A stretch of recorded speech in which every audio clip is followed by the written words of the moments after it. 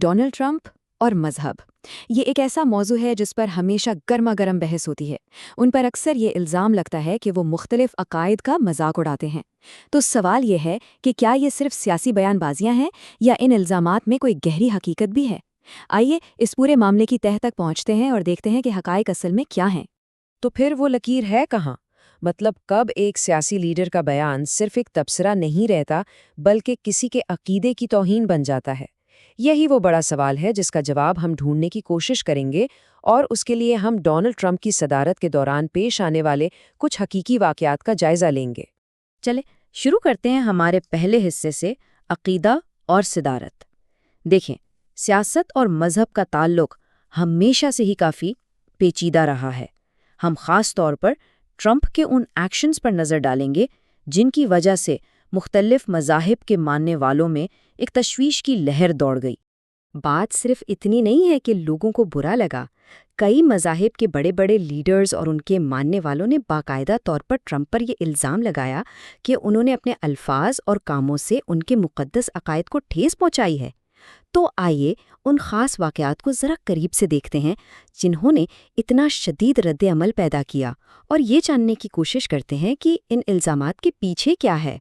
تو سب سے پہلے بات کرتے ہیں اسلام کے حوالے سے کی گئی بیان بازی کی۔ ٹرمپ کے کچھ بیانات ایسے تھے جنہوں نے نہ صرف مسلم کمیونٹی میں بلکہ پوری دنیا میں ایک طوفان کھڑا کر دیا اور ایک بہت بڑی بحث چھیڑ دی۔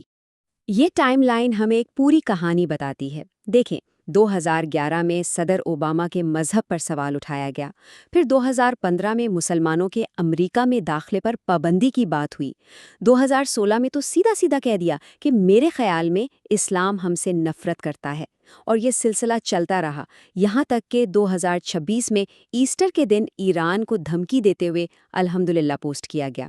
جب ان سب واقعات کو ایک ساتھ دیکھتے ہیں تو ایک خاص پیٹرن نظر آتا ہے۔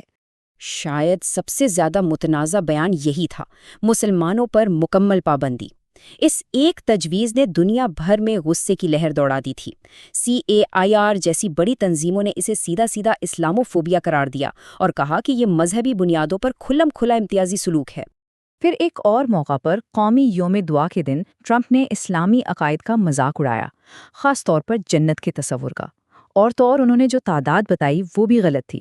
تو اسے نہ صرف بے عزتی سمجھا گیا بلکہ اس سے یہ بھی ظاہر ہوا کہ انہیں اس موضوع کی بنیادی سمجھ ہی نہیں ہے۔ اور دلچسپ بات یہ ہے کہ اس بار تنقید صرف مخالفین کی طرف سے نہیں آئی۔ ٹرمپ کے ایک بڑے حامی ککر کارلسن نے بھی کہا کہ آپ تو سیدھا سیدھا ایران کے مذہب کا مذاق اڑا رہے ہیں۔ اس سے پتہ چلتا ہے کہ ایران کو دھمکی کے ساتھ الحمدللہ کا استعمال اتنا عجیب تھا کہ خود ان کے اپنے کیمپ کے لوگوں نے اسے مذہبی عقائد کے ساتھ ایک خطرناک کھیل سمجھا۔ اچھا، تو یہ تو ہوئی اسلام کے حوالے سے بات۔ اب ذرا رخ کرتے ہیں عیسائیت کی طرف۔ ویسے تو ٹرمپ ہمیشہ خود کو عیسائی عقیدے کے ایک بڑے محافظ کے طور پر پیش کرتے رہے، لیکن ان کے کچھ کام ایسے تھے جنہوں نے خود ان کے بہت سے عیسائی حامیوں کو بھی سوچنے پر مجبور کر دیا۔ یہاں بھی ایک پورا سلسلہ ہے، بائبل کا حوالہ غلط دینا، پھر سینٹ جانز چرچ والا مشہور فوٹو شوٹ، اس کے بعد پوپ کی AI سے بنی تصویر پوسٹ کرنا، اور پھر نئے پوپ پر براہ راست تنقید۔ ان سب واقعات کو دیکھ کر بہت سے لوگوں کے ذہن میں یہ سوال اٹھا کہ کیا ٹرمپ واقعی عیسائی عقیدے کا احترام کرتے ہیں یا وہ اسے صرف ایک سیاسی ہتھیار کے طور پر استعمال کرتے ہیں؟ یہ جون 2020 کی بات ہے۔ ایک بہت ہی تناؤ کا ماحول تھا۔ پرامن مظاہرین کو طاقت کے زور پر ہٹایا گیا، اور اس کے فوراً بعد ڈونلڈ ٹرمپ سینٹ جانز چرچ کے سامنے کھڑے ہوئے ہاتھ میں بائبل اٹھا کر تصویر بنوائی۔ یہ تصویر وائرل ہو گئی اور ایک بہت بڑی علامت بن گئی، لیکن کس چیز کی علامت، اس پر آج تک بحث جاری ہے۔ اسی چرچ کی بشپ میرن برڈ نے اس پر بہت سخت رد عمل دیا۔ انہوں نے کہا کہ ٹرمپ نے ایک چرچ کی عمارت اور مقدس بائبل کو صرف ایک فوٹو شوٹ کے لیے استعمال کیا۔ ان کے نزدیک یہ عیسائیت کی سب سے مقدس علامتوں میں سے ایک کی بے حرمتی تھی جسے صرف سیاسی فائدے کے لیے استعمال کیا گیا۔ پھر ایک اور حیران کن واقعہ پیش آیا۔ پوپ فرانسس کی آخری رسومات کے ٹھیک بعد ٹرمپ نے AI سے بنی ایک تصویر پوسٹ کی جس میں وہ خود پوپ کے لباس میں تھے۔ اس کی ٹائمنگ بہت اہم ہے۔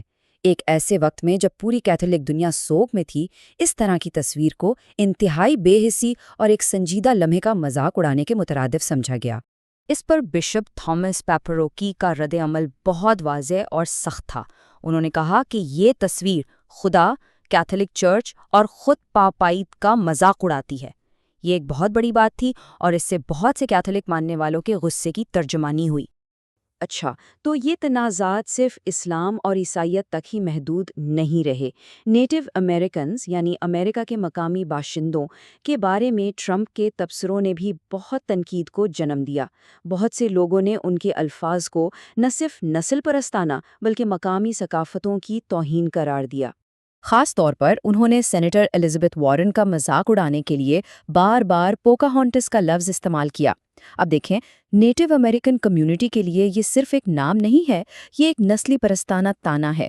ناقدین کہتے ہیں کہ اس طرح آپ ایک حقیقی تاریخی شخصیت اور پوری کمیونٹی کی شناخت کو چھوٹا کر رہے ہیں۔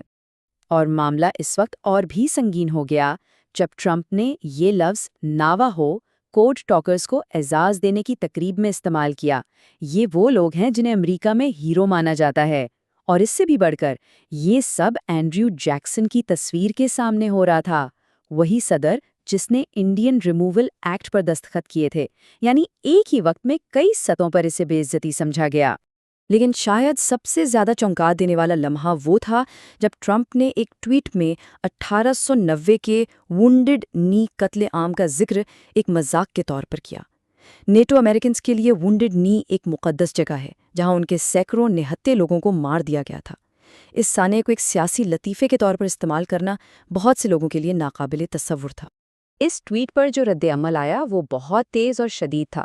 ناقدین نے اسے سرد مہر، بے حس اور سراسر نسل پرستانہ قرار دیا۔ ان کا کہنا تھا کہ یہ ایک تاریخی صدمے کا مذاق اڑانے کے برابر ہے، ایک ایسا زخم جو آج بھی بہت سے لوگوں کے لیے تازہ ہے۔ تو ہم نے یہ ساری مثالیں دیکھ لیں، اب سوال یہ ہے کہ ان سب سے کیا نتیجہ نکلتا ہے؟ جب ہم ایک قدم پیچھے ہٹ کر ان تمام واقعات کو ایک ساتھ دیکھتے ہیں تو ایک خاص طرح کا پیٹرن صاف نظر آنے لگتا ہے۔ یہاں اس ٹیبل میں ہم دیکھ سکتے ہیں کہ یہ تنقید کسی ایک مذہب تک محدود نہیں تھی۔ اسلام کے معاملے میں تنقید کا مرکز عقائد اور پالیسیاں تھیں جیسے مسلم بین۔ عیسائیت کے حوالے سے مقدس علامات اور لیڈرشپ جیسے پوپ کو نشانہ بنایا گیا۔ نیٹو امریکن روحانیت کے معاملے میں ان کی شناخت اور تاریخی صدموں کا ذکر ہوا، یہاں تک کہ مقدس دنوں پر بھی ایسے بیانات آئے جو کئی مذاہب کے لیے ناگوار تھے۔ ہر معاملے میں طریقہ الگ تھا لیکن نتیجہ ایک ہی نکلتا ہے، مذہبی عقائد اور روایات کی بے عزتی کا تاثر۔ تو آخر میں یہ تنازعات صرف سیاست کے بارے میں نہیں ہیں، یہ اس سے کہیں زیادہ گہری بات ہے۔ ناقدین کے مطابق یہ ایک ایسا پیٹرن دکھاتے ہیں جہاں سیاسی بیان بازی مذہبی بے حرمتی کی حد پار کر گئی۔ جب ایک لیڈر کسی کے عقیدے پر بات کرتا ہے تو وہ صرف الفاظ نہیں ہوتے، یہ ایک ایسا عمل ہے جو لوگوں کو ان کی شناخت کی بنیاد پر ٹھیس پہنچا سکتا ہے۔ تو آخر میں ہم اسی سوال پر واپس آتے ہیں، جب سیاست میں مذہب پر بات ہوتی ہے تو تبصرے اور توہین کے بیچ کی وہ نازک لکیر کہاں ہے؟ اور جب کوئی لیڈر اس لکیر کو پار کرتا ہے تو پھر کیا ہوتا ہے؟ یہ ایک ایسا سوال ہے جس پر غور و فکر کی ضرورت ہے۔